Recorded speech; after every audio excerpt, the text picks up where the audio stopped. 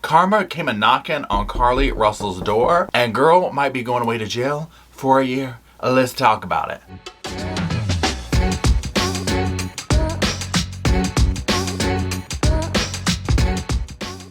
Buckle up because y'all are getting a behind the scenes sofa view of my absolutely poor sleeping habits and how Beam has been helping me to overcome those. So Beam has introduced Dream Powder.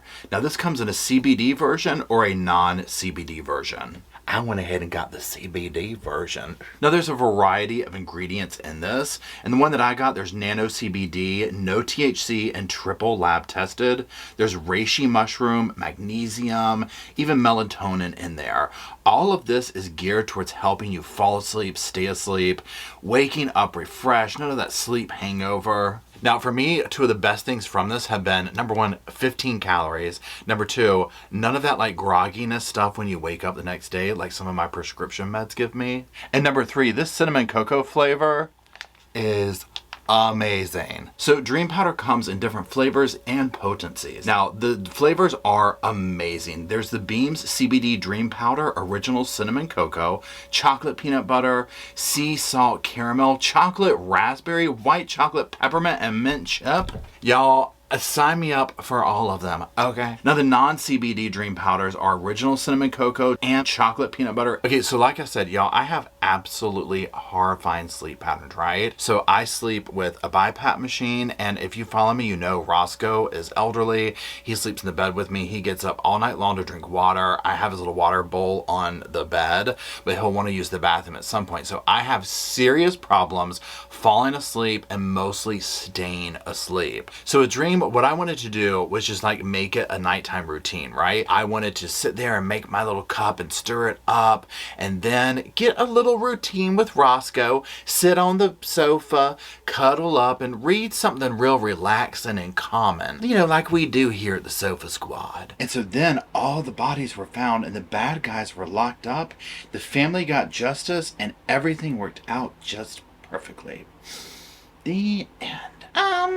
Dad, can we just go to sleep or something? So I'll have to say, in addition to, like I said, it being tasting amazing, I absolutely got sound sleep on this. Again, like I said, the biggest thing for me is staying asleep, right? So I'll put like a podcast on, fall asleep to eventually whatever, but then staying asleep and getting sound sleep. Now for me, a big telltale sign for me to notice how this worked for me was not only did I wake up not feeling like hungover from sleep or whatever, but I used the app to check on my BiPAP machine to see like how many times I had an event, how many times it messed up during the night or whatever, right? And so I saw a total difference in my numbers where I was like, oh, I'm having less like wake up events. I'm getting like longer stretches of sleep. And obviously there's the feeling aspect to it too. I'm very sensitive. I can completely tell if I've like woken up and taken my mask off and whatnot. So with this, I would wake up and even have my mask still on, which is like a major for me, right? Because I'll usually like be such a light sleeper, I'll take it off. So waking up, having this energy, not taking my mask off, y'all, I am sold,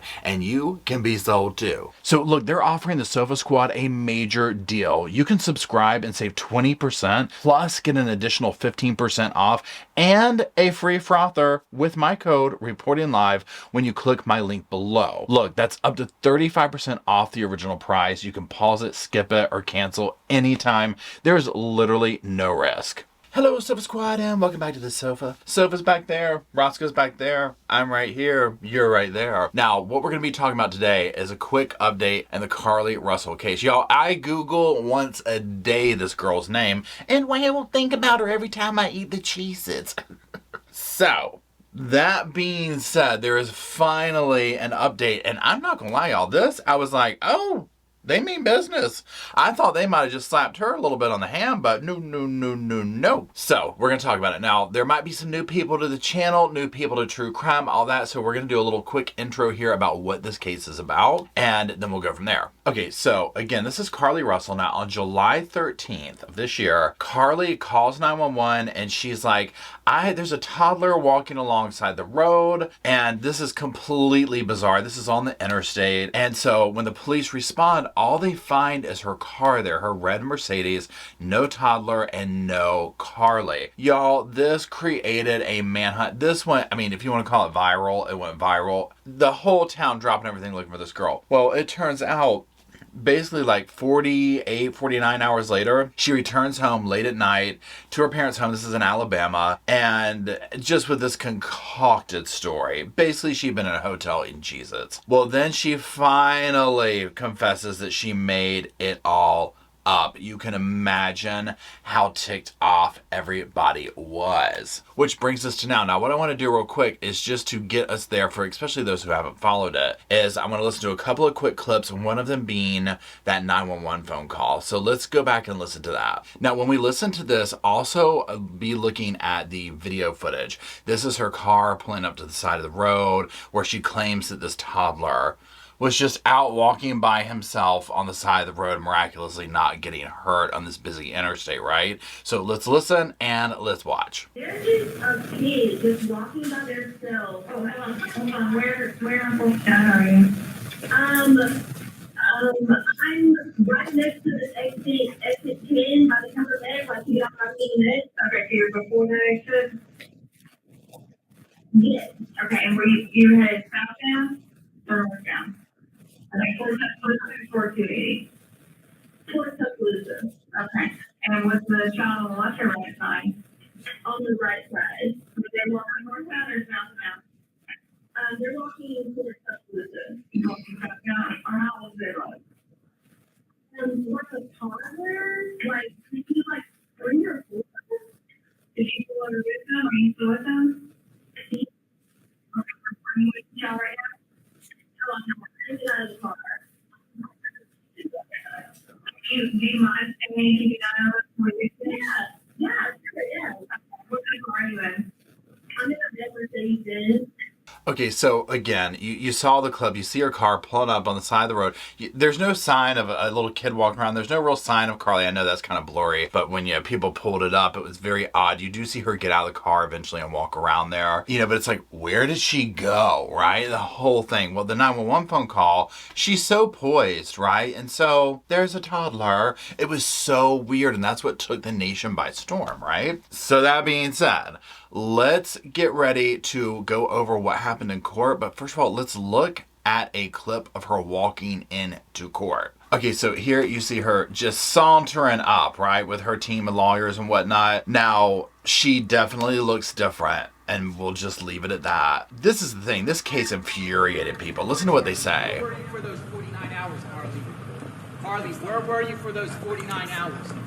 Do you have anything to say to the community for lying to the community? Everyone was national TV. Why did you lie on national TV? They really went in for the hard-hitting questions, and she dodged them. Don't blame her, right? What are you going to say? You're going in for sentencing, I mean, it is what it is. Now, this all seems to relate back to her estranged boyfriend, who is basically had nothing else to do with her after this, right? I believe that this was an attempt to get him back. So there's that. It reminds me of the case Sherry Papini, if you followed that case as well. Very similar.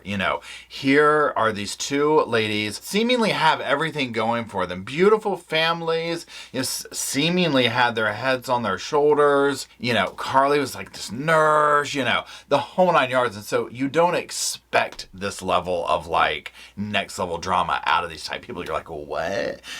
What happens? And so that's just what's unfortunate, but we'll talk more about that when we get to my thoughts and stuff like that, which I'll give at the end of the video. So that being said, let's talk about what happened in court now. So we're going to review these clips. A news article here. You see this was October 11th. Carlee Russell convicted of faking abduction. What happens next? Now this article is by Carol Robinson and Jeremy Gray.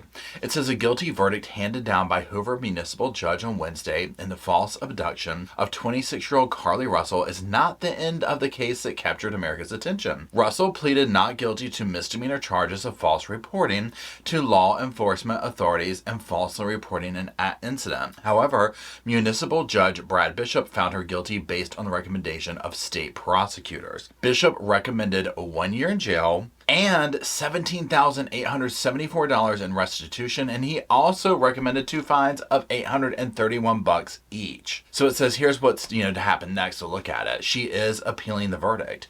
Bishop explained that often defendants will appeal his verdict to Jefferson County Circuit Court to take the case to a jury trial. Russell, represented by attorneys Emery Anthony, Richard Jaffe, and Lucky Milad, is appealing to the circuit court. As of now, a date has not been set for a circuit court trial. Anthony said they will decide how to proceed. I have 2 of the greatest lawyers with me, he said, and they will let me know what's the best thing to do. Now it goes on more, and this is just, almost like speculation and that type thing. It says, will Russell serve time in jail?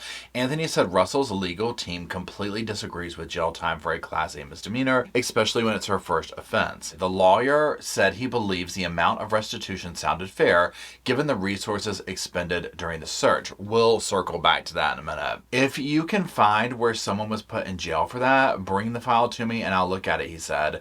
Generally, they're not put in jail. Legislators say stronger penalties are needed because of the amount of time and money that police, volunteers, and others can spend in response to a false kidnapping report. Senator April Weaver, representing Briarfield, said in a news release she is talking with prosecutors and law enforcement officials about a bill to make falsely reporting an abduction a felony. Other representatives have said that they are working on legislation to enhance the penalties. Let's go over this last little thing here. It says, will there be more charges? Anthony said he doesn't know if more charges will be filed, but said the defense was invited by Attorney General's office to speak before a grand jury. They declined. Authorities said a grand jury has already possibly met and Bessemer cut off, but it wasn't immediately clear what, if anything, resulted. We intend to fully prosecute this case, Alabama Attorney General's office said in July. We don't see this as a victimless crime. There are significant hours spent, resources expended, and not only that, but the many men and women civilians who wore those yellow vests on a hot afternoon and in the evening looking for someone they thought was abducted, trying to be of assistance. So there's that. So as we see now, she is going to be, taking this, appealing it to a circuit court and going for there. So it's not over yet, but very interesting that he hit her with that amount of a fine, which to me she got off easy on that, and then the possible year in jail, and then other fines as well. Now let's switch things up a minute, get a little bit cozy, and talk about my thoughts on it and review a couple of more things and go in depth on there.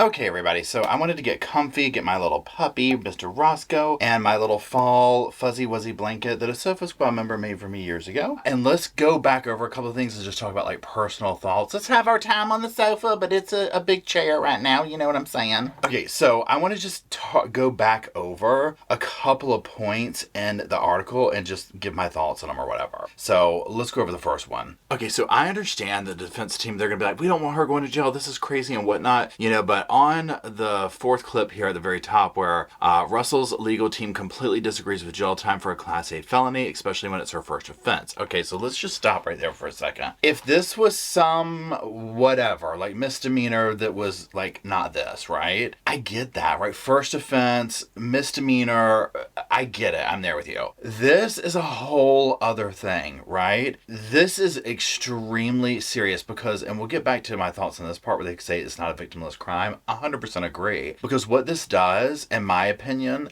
is this completely discredits true victims of things like this, right? Again, go back to Sherry Papini. If you haven't followed it, Google it, right? I've done videos on it, but if you don't know the case, Google it. Eerily same type thing, right? I've been missing, and Sherry was gone for 2 weeks or something crazy like that at her ex-boyfriend's house. Can't roll my eyes hard enough, but this does have victims. Not only the people locally, I mean, even her parents. Can you imagine what her parents went through? Thinking their baby girl, I know she's not a baby, but you know what I'm saying, was abducted and gone. I mean, come on, right? But then the community, and like I said, then other victims of crimes like this that really do have this happen, because it makes people the next time it comes up, did it really happen? Are they really missing? That type thing. So I disagree with the legal team on that. And again, here's the thing. When you get into courtrooms and things like that, you're politicking, you're doing this, you're doing that. This case made such a headline. If the judge came back and talking about there's $100 fine, going home, girl, people would be livid, okay? Period. End of story, right? So you're going to get into the whole thing of you're going to be made an example out of, right? But so there's that on that. Let's keep going. Let's move down to this other part here where it says the lawyer said he believes the amount of restitution sounded fair given the resources expended during the search. I mean, fair, right? There was way more money spent than this, like $19,000. Come on, right? Here's the thing too. Carlee's family ain't hurting, okay? They are doing quite well. So this right here, now 20 grand's 20 grand, right? Period, end of story. But I don't think it's gonna slow their roll. It depends too. Now, if her family was the type, and I don't know them at all, right? They seem like a very nice family. So this isn't anything against her parents or anything like that. But if they're the type parents that are like, oh, baby girl, we're gonna write you a check. Well, number one, she won't learn a lesson, right? And that could be why we're in this situation to begin with, is what it feels like to me. But again, I don't know them. I'm just speaking off the cuff there. So yeah, I thought it was the 18,000. I'm like, oh, she got away lucky on that. She got away real lucky on that. There's GoFundMe set up. I mean, it's crazy stuff, you know. And you can't put a price tag on duping the public and your own community, right? Let's go on to the next thing. The last thing here I want to talk about is the part about legislation going through and trying to make it a felony for false kidnapping report. So to me, this is one of those cases when it comes to light. Same thing with Sherry Papini, all this, where you're like, that's not a felony. Of all the things out there that they will make illegal and make felonies and these crazy things to them, and then something like this that pops up and you're like, that's a misdemeanor? You can do what? You know, it's insane to me that it's not already, right? People are going to piggyback on this and politic and get this in and use their platforms and the whole 9 yards to do this, because people were mad, okay? Mad across the board, right? Now, here's the thing. I hope Carlee gets the help she needs, right? Because she clearly needs something. She's seemingly been in hiding. Now, her boyfriend's kind of done the rounds, and what I keep saying that. Her ex-boyfriend, he's allegedly cut off communication. If y'all know different, drop it in the comments. But, you know, the whole reasoning, allegedly, at least that this took place, is now gone, right? That has to be so emptying. Now, I'm not trying to like cut her slack or do anything like that, because I think she needs the year in jail, right? I think what would do that girl best is tough love, right? Some tough love. Let her go be somewhere and be humbled. You know what I'm saying? Because I think that she's probably, you know, clearly had a lot to offer the world, her community. She can be a nurse, can be this, all this stuff, right? And it's thrown away now, and on top of it, she's basically spit in the community's face, as well as other victims of crime, like legit victims of crimes like this. So it's almost like, girl, you need to slow your roll and take count and like reboot, okay? And if going away for a year, because she's not going to do that whole year, number one. I mean, I don't know how it works in Alabama, but typically she's not going to. But that could help out. The money part, I don't think that's going to slow her roll or teach her anything, right? I just feel like that's not a big deal for that family. Like, money's like, you know, what, we got that, right? So I don't know. Anyways, when I saw this though, I was like, oh my gosh, I honestly was not expecting them. And again, this is not, you know, she's going to be appealing this and whatnot. She could still get off lightly, right? We don't know. So we're going to have to see how it all pans out, because when I saw this, I was like, oh, a year in jail? It was more than I thought they would do, you know? And same thing for Sherry. Now remember, if you look at Sherry Papini, she barely did any time, right? I forget what the sentence was off the top of my head. She barely did any time. But, you know, my thought on it is, falsely reporting these type things, it needs to be a felony. It needs to be deterred from doing it again. It wastes so many resources, but it also stains the community and people, the nation, whatever you want to say, is opinion. When somebody comes forth with a legitimate story, it makes you say, 5 people said the same story last year and it was a lie, because the fact of the matter is this stuff does happen right in broad daylight all the time, and there's tons of victims over it that don't get the airtime that Carlee did, that don't get the airtime that Sherry did, you know, and they're forgotten about, you know. And so when this kind of thing happens, and then just the whole the absurdity of it, girl was in a hotel room eating Cheez-Its. I mean, cannot roll my eyes hard enough. I will say this though, and this is sad, but from this case, I have fired up my love of Cheez-Its again, okay? I'm not gonna lie. I was like, I forgot about Cheez-Its. Y'all, those things are addictive, okay? Point blank period. So we have vending machines on the second floor at work. So now it's a thing where it'll be like, I'm going for some Cheez-Its, and that means I might not come back. Okay, that's how this day is gone. I'm going for some Cheez-Its. It's the new dad went out for a pack of smokes, right? Now it's Carlee went out for some Cheez-Its. Oh my gosh, I cannot. Let me know what you think down in the comment section. I'm very curious to know. Do you think that she'll end up getting the year? What do you think will happen? You know, do you think that the 18 grand's enough? Do you think her parents will pay it? Like, do you have insider tea? Let us know in the comment sections. And Roscoe has something to say. What is it? A yawn? Are you sleepy? Is it sleepy time? Is it nap time? He also just whispered in that yawn, drop some sofas in the comment section so he can make another little sofa. Right, Roscoe? He says right. And until we meet down on that sofa or the chair, whatever you want to call it at this point, in the comment section, I'll see y'all there.